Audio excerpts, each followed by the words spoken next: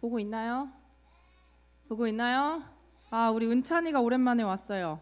역시 은찬이가 제일 대답을 크게 하네요. 설교 중에도 계속 크게 해주세요, 은찬아. 알았죠? 아, 왜 지금은 안 해요? 아, 부끄러워요? 자, 박주아 어린이 앉으세요. 자, 전사님이 그림을 하나 보여줄 거예요. 자, 뭐예요? 우리 친구들은 잘 모를 수도 있어요. 이게 뭘 것 같아요? 상장. 와우. 전사님 바로 뭔가 나올 거라고 생각하는데 상장이 나올 거라고 생각하지 못했어요. 자, 우리 친구들은 이거를 받아본 적은 없을 거예요. 왜냐하면 요즘은 다 이렇게 뭐요? 뭐라고요? 본 적 있어요, 은찬이? 학교에서 이걸 받았어요? 너의 나이 때 학교에서 이걸 받으면 아직 안 되는데? 무슨 일이지? 선생님한테 받았나요?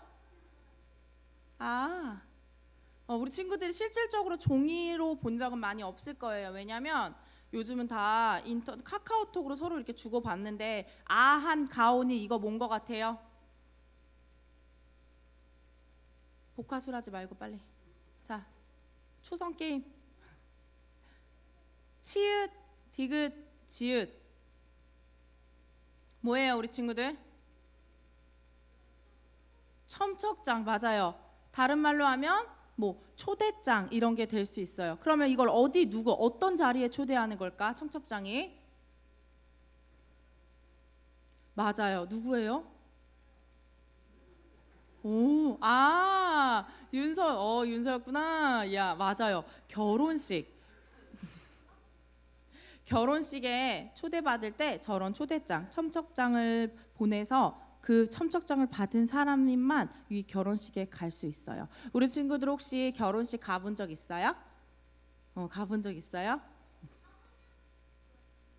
음.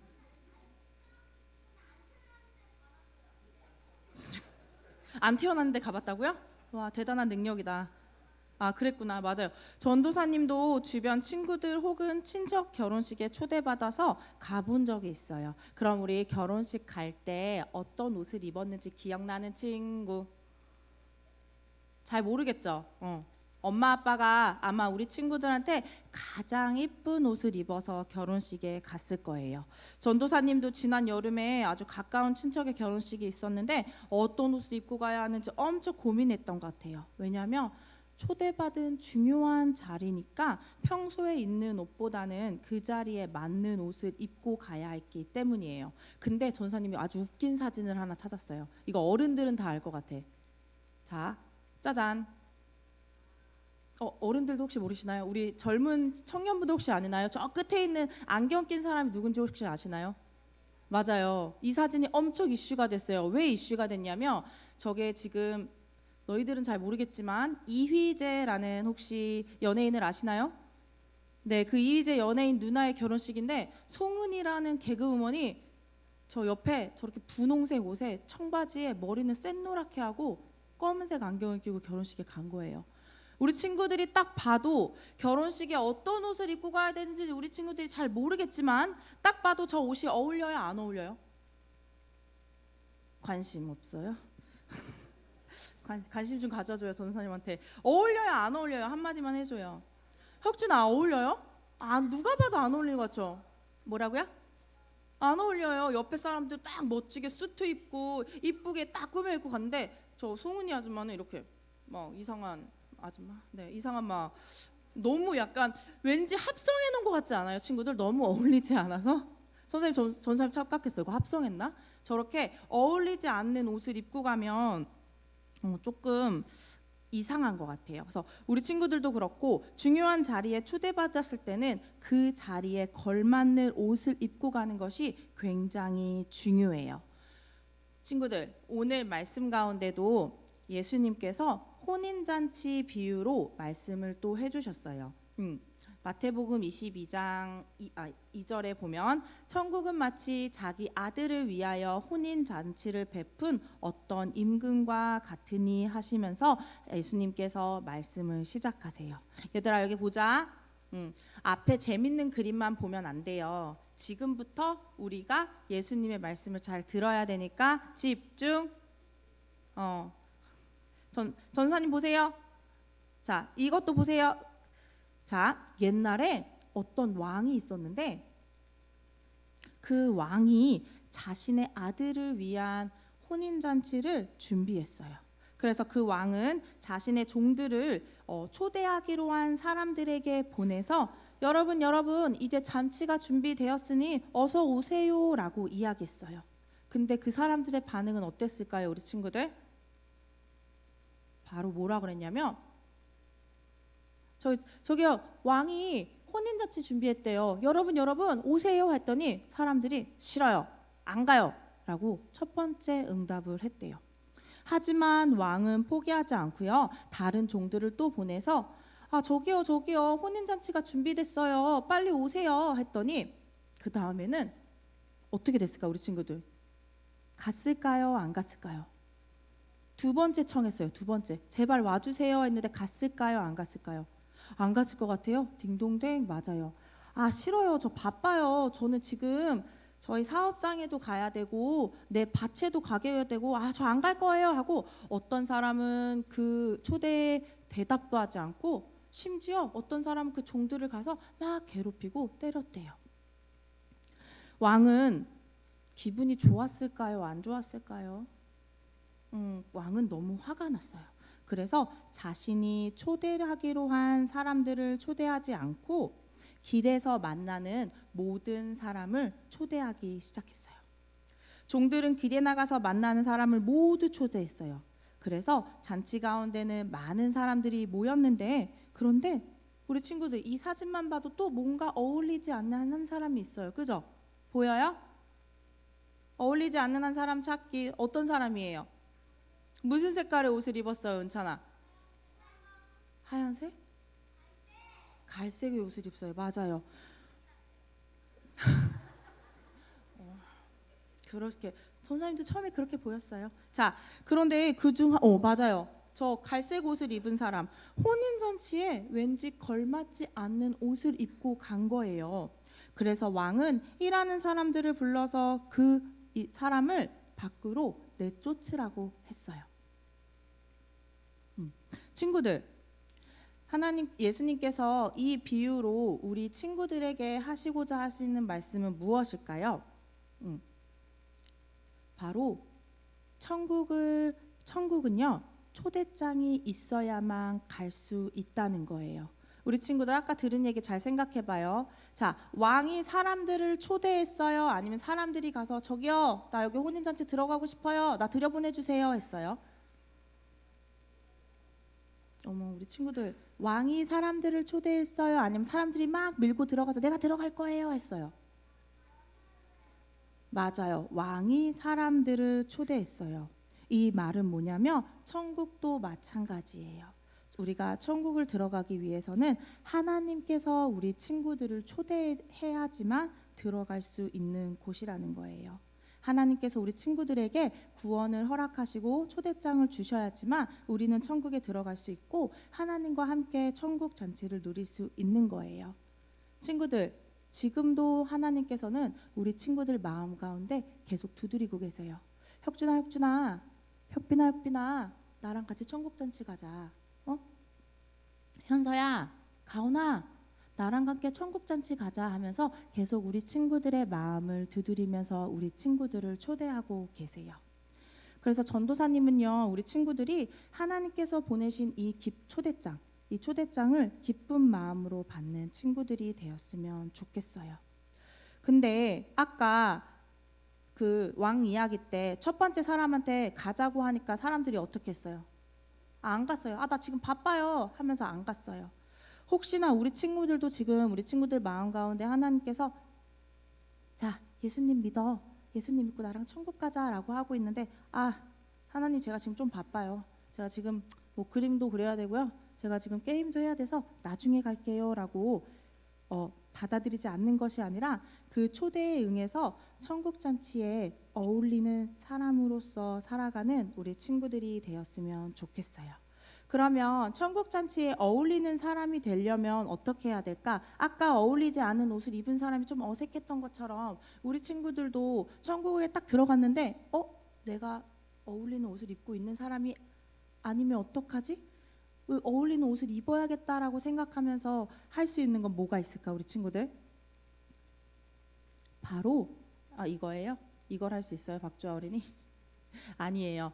바로 우리가 하나님의 자녀답게 살아가는 것을 이야기해요.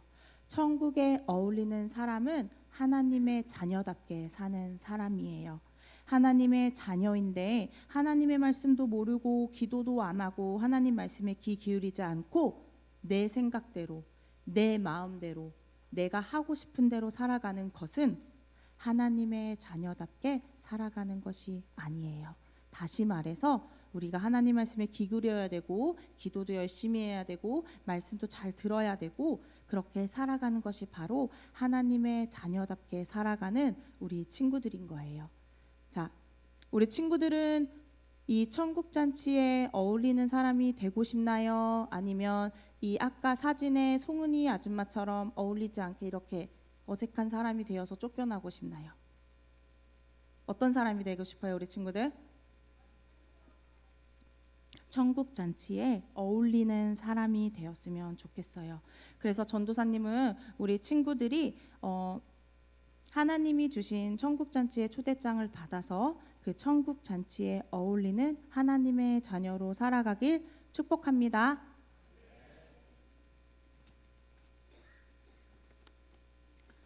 예, 오늘은 우리 하나님 나라 비유 시리즈 8번째 마지막 편입니다.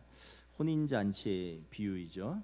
우리 전사님이 다 설명을 했기 때문에 제가 뭐 특별히 더 설명하지는 않고요. 이 혼인잔치 비유의 의미가 무엇일까?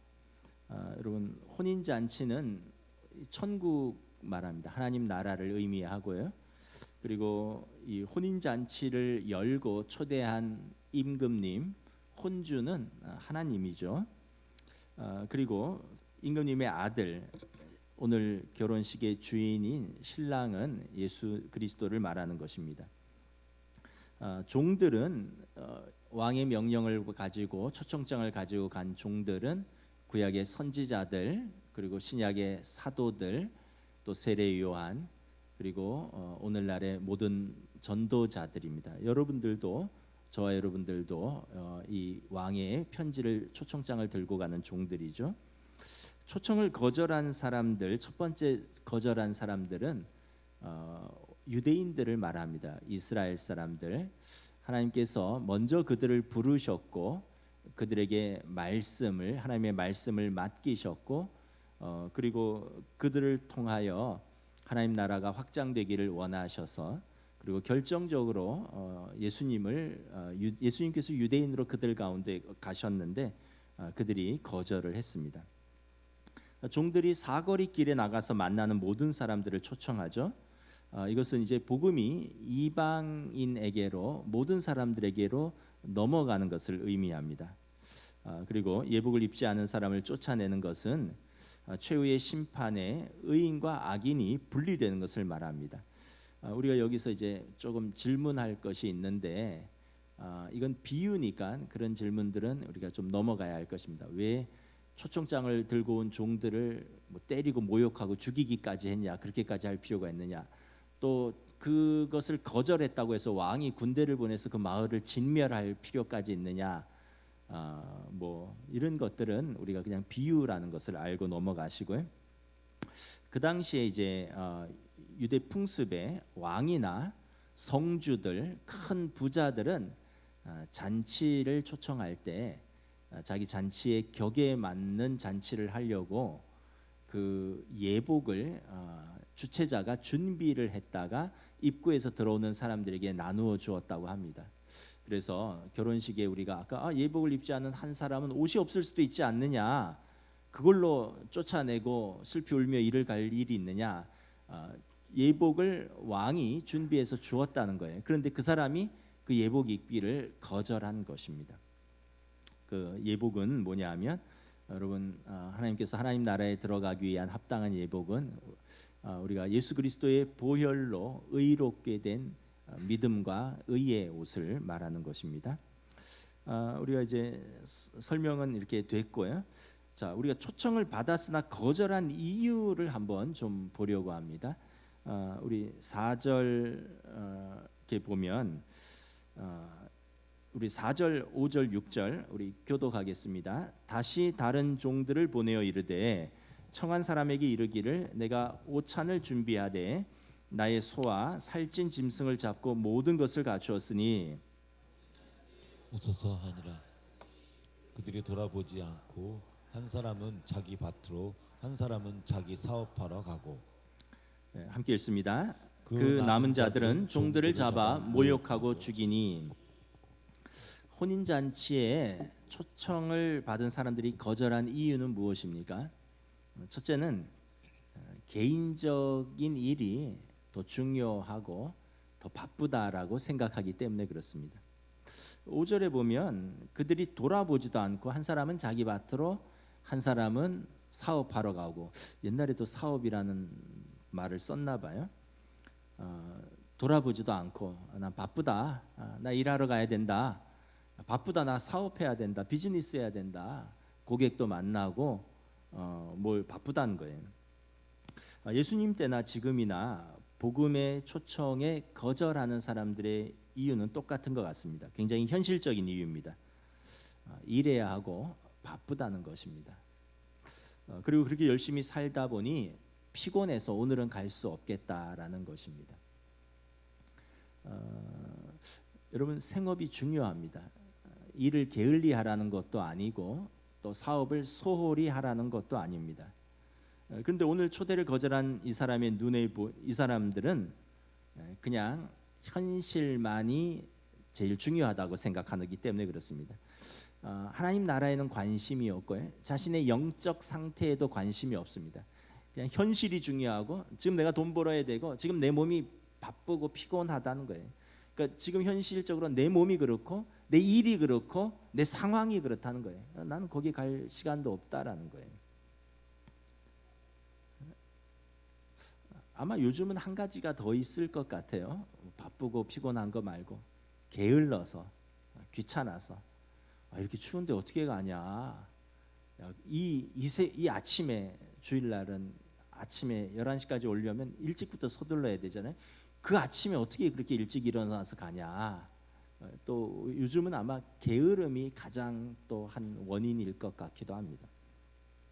야고보 사도가 말합니다. 너희 중에 말하기를 오늘이나 내일이나 우리가 어떤 도시에 가서 1년을 유하여 장사하여 이익을 보리라 하는 자들아, 내일 일을 너희가 알지 못하는도다. 너희 생명이 무엇이냐? 너희는 잠깐 보이다가 없어지는 안개니라. 우리가 계획합니다. 어떤 도시에 가서 1년을 유하면서 거기서 장사해서 큰 이익을 보겠다. 근데 내일 일을 어떻게 아느냐라는 거예요. 거기 1년을 유할 수 있을지, 거기서 장사를 해서 이익을 얻을 수 있을지, 너희 생명은 어떻게 될지 너희가 어떻게 알겠느냐라는 거예요. 여러분, 저나 여러분이 2024년이 곧 다가오는데 우리가 간절히 소망하기는 내년도 올해 같기만을 소망합니다. 그 얘기는 뭐냐면 별일이 없기를 바라는 거죠. 또 여러분, 내년에 별일이 없으면 감사할 텐데 여러분 계속 그 직장 다닐 수 있을까요? 계속 그 학교 다닐 수 있을까요? 여러분 계속 그 일을 하실 수 있을까요? 하는 것이 감사하고 그러기를 간절히 소망하는데 아무도 모른다는 거예요. 내 몸이 어떻게 될지, 그 회사의 사정이 어떻게 바뀔지, 상황이 어떻게 바뀔지는 아무도 모른다는 거예요. 그래서 영적으로 무지한 사람은 모든 것을 자기 것으로 생각합니다. 내 몸인데, 내 생명인데, 내 시간인데, 내 재능인데, 내 물질인데, 내 일인데, 심지어 자녀도 내 자녀인데, 내 새끼인데 이러면서 자기 생명도, 자기 시간도, 자기 재능도, 자기 일도 다 자기가 쓰려고 합니다. 근데 살다 보면 아마 어른들은 잘 아실 거예요. 우리 뜻대로 안 되는 것이 너무 많다는 거예요. 그리고 하나님이 내게 주신 것은 하나님의 은혜가 없으면 유지될 수 없다는 것을 우리는 너무나 잘 알고 있습니다. 철없을 때, 영적으로 무지할 때는 자신도 있어요. 그리고 뭐든지 자기 힘으로 될 것 같아요. 근데 우리가 좀 나이가 들고 또 세상을 살아가면서 또 더더군다나 하나님의 은혜를 알면 우리 힘으로 되는 것은 아무것도 없다라는 것을 깨닫습니다. 다 하나님의 은혜가 있어야 된다는 거예요. 최근 뉴스에 그 순천향대 병원의 35세 젊은 여의사가 갑자기 뇌출혈로 쓰러졌다라는 기사입니다. 뭐 12월 3일 날 지인들과 여의도에서 식사를 하고 그리고 이제 헤어지는데 갑자기 어지럽고 구토가 나고 그래서 지나가는 행인에게 119를 불러달라고 요청을 해서 타고 병원으로 갔는데 뇌출혈이 일어난 겁니다. 뇌출혈 진단을 받고 중환자실에서 치료를 이어갔는데 결국 뇌사 상태에 빠졌습니다. 그리고 남편과 부모님, 가족들이 평소 생명을 살리는 의사로서 살았으니 마지막까지도 생명을 살리는 일에 그의 삶을 쓰고 싶다 해서 장기 기증을 결정하고요. 그래서 5명에게 심장, 폐, 간 그리고 신장 2개를 기증하고 세상을 떠났습니다. 이걸 보면서 우리가 깨닫는 게 나이 순으로 가는 게 아니구나.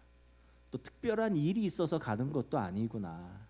그리고 의사도 자기 생명은 자기가 구할 수 있는 게 아니구나. 우리가 할 수 있는 게 아무것도 없다라는 거예요. 결국 우리는 하나님의 은혜를 구하는 거죠. 잠언 말씀에 어리석은 사람은 마음에 하나님이 없다라고 생각하기에 하나님 나라에 관심이 없고 지금 당장 눈에 보이는 이 땅의 보물들을 위해서만 수고한다라고 말씀을 합니다. 여러분, 저와 여러분이 영혼의 때를 준비하면서 살고 있습니까? 아니면 지금 당장 눈에 보이는 것만 매여서 살고 있습니까? 여러분, 혼인잔치에서 또 혼인잔치를 거절한 두 번째 이유는 무엇입니까? 왕을 존중하지 않기 때문에 그렇습니다. 왕을 존중하지 않기 때문에 그래요. 3절에 보면 종들을 보내었는데 사람들이 거절합니다. 4절에 보면 다시 거듭 종들을 보내었는데 또 거절합니다. 5절에 보면 초청장을 들고 온 종들을 돌아보지도 않습니다. 6절에 보면 심지어 종들을 잡아 모욕하고 죽이기까지 합니다. 아까 비유니까 뭐 안 가면 그만이지 뭘 죽일 것까지 있느냐, 뭐 그거는 차치하고, 여러분, 왕이 보낸 종들을 무시하는 사람은 그 종들을 보낸 왕을 무시하는 사람입니다. 여러분, 마음에 하나님이 없다라고 생각하는 사람은 하나님을 경외하지 않습니다. 하나님을 경외하지 않으니까 하나님의 심판도 믿지 않고요, 하나님 나라의 초청도 우습게 여기고 무시합니다. 오늘날도 그렇습니다. 우리가 가족들에게, 이웃들에게 야, 우리 같이 예수 믿자, 같이 교회 한번 가자 하고 초청하고 전도하면 많은 사람들이 귀를 기울이지 않고 눈을 찌푸리면서 아마 이렇게 말할 수도 있습니다. 아유, 저 예수쟁이 또 시작됐구나 이러면서 난 내 돈 믿을게, 난 내 주먹 믿을게, 너나 잘 믿고 천국 가, 내 인생은 내가 알아서 할게. 아마 이렇게 말하는 사람들도 있을 겁니다. 아마 직접적으로 이렇게 말하면 민망할까 봐 속으로 이렇게 말하는 사람들도 있을 겁니다. 믿음이 없기에 우리의 운명을 좌우하는 초청인 것을 모르고 있는 것입니다. 영생을 결정하는 초청인 것을 모르고 거절하는 것입니다. 성경에서 노아 홍수 때 의인 노아 가족 외에는 아무도 하나님의 말씀에 귀 기울이지를 않았습니다. 그리고 홍수가 터졌을 때 노아 가족만 살아남았습니다. 성경은 이렇게 말합니다. 오늘도 노아의 시대와 동일하다고 말합니다. 사람들은 너무 바쁘다는 핑계로, 그리고 그러나 사실은 설마 그런 날이 올까라고 믿지 않기 때문에 오늘도 먹고 마시며 즐기면서 하나님의 말씀을 무시하고 멸시하고 있는 것입니다. 여러분, 종을 보낸 주인을 존중하면 그렇게 무시하지 않을 것입니다. 여러분, 만약에 저희 아이들 결혼을 하는데 제가 우리 교인들 초청을 안 했어요. 스몰 웨딩이라고 하면서 그냥 우리끼리 그리고 몇몇 친척들하고 아주 친한 동기 목사님들만 모셔서 결혼식을 했어요. 그럼 교인들이 뭐라고 할까요? 목사님 섭섭합니다. 아니, 우리를 무시하는 거냐고. 아유, 같이 신앙생활했고 목사님 말씀 들었고 목사님 아이들 어렸을 때부터 봤고 우리 아이들 주례도 목사님 했는데 왜 당신 아들 딸을 할 때는 초청 안 하냐고. 우리 무시하는 겁니까? 이러지 않겠어요? 그럼 제가 바쁘실까 봐 그랬다고. 아유, 멀리 사시는데 그냥 조용하게 하려고 그랬다. 그럼 여러분들 마음이 섭섭하지 않겠어요? 반대로 또 여러분들이 자녀들이 결혼을 하는데 저를 부르지 않았어요. 아, 목사님 바쁘시니까. 그리고는 결혼식을 했는데 제가 전해 들었어요. 어느 장로님 딸이 또 어느 장로님 아들이 결혼을 했는데 뭐 교인들 갔다 온 교인들도 있다는데 목사는 부르지 않았다. 그럼 저는 또 섭섭하지 않겠어요? 그럼 제 마음에 야, 이건 나를 무시하나? 그러니까 여러분은 목사님 토요일 날 얼마나 바쁘시냐고, 주일 준비하느라고 토요일 날 바쁘실까 봐 안 불렀다고. 여러분, 사실은 이런 것들은 다 우리에게 말이 안 되는 거죠. 저나 여러분이나 우리가 서로를 존중하기 때문에 사실 결혼식은 혼주를 보고 가는 것입니다. 그 자녀를 보는 것도 있지만 당사자보다는 혼주를 보고 가는 거예요. 부모님을 보고 가고, 여러분 왕을 보고 가는 것입니다. 왕을 존경하고 왕을 사랑하면 그것을 거절할 수가 없는 것입니다. 근데 왕을 존중하지 않는 거예요. 왕을 무시하는 거예요. 그러니까 왕이 보낸 종들을 멸시하고 무시하는 것입니다. 여기 그 종을 보낸 왕의 종들을 죽이기까지 했다라고 표현하는데 지금도 그런 일들은 종종 일어나고 있습니다. 공산권이나 이슬람권에서는 예수 믿는다고 감옥에 갇히고요, 순교를 하기도 합니다. 뭐 멀지 않습니다. 우리나라도 130여 년 전에 우리나라에 복음이 들어왔을 때 예수 믿는다고 극심한 핍박이 있었습니다. 우리가 깨닫는 것은 뭐냐 하면 영생을 얻는다는 것은 대가를 치른다는 거예요. 여러분, 하나님 나라에 들어가는 것에 아까 은혜로 가지만 대가를 치러야 됩니다. 우리의 마음을 쏟아야 돼. 그리고 우리의 믿음을 드려야 하는 것입니다. 다른 것은 없어요. 우리의 마음으로 믿고 입으로 시인하여 우리의 믿음으로 들어가는 것입니다.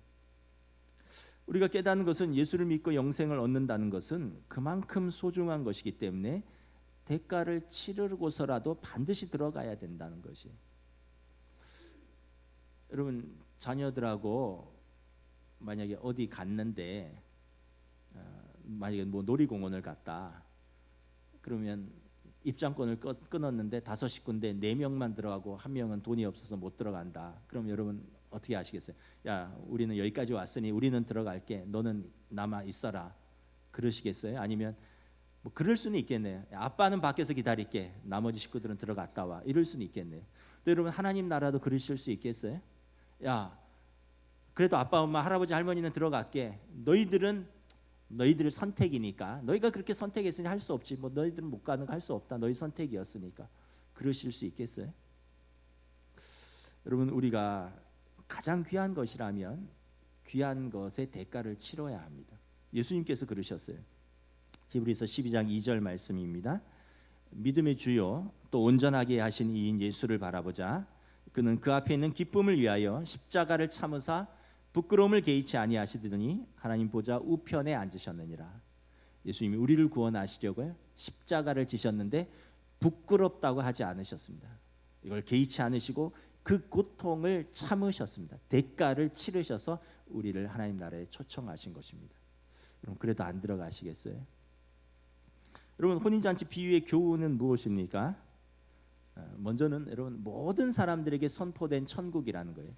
처음에는 초청장을 받은 사람들을 먼저 불렀어요. 이거 아까 유대인들이라 그랬습니다. 이스라엘 사람들. 그런데 그들이 그리스도를 거절했습니다. 정작 자기 백성이 자기 땅에 온 메시아를 거절했습니다.